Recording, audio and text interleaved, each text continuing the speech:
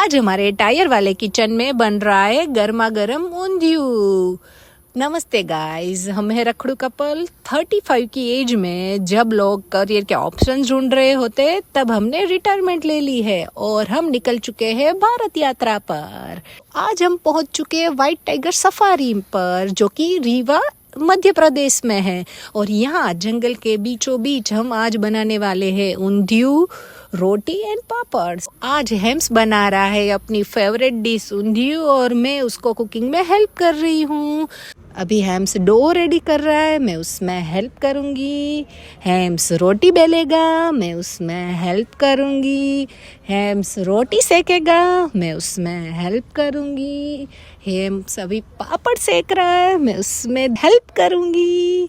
अभी सब रेडी हो चुका है तो मैं हेम्स को खाने में हेल्प करूँगी और उसके हाथ से खाऊँगी और जस्ट रिलैक्स करेंगे पूरा दिन।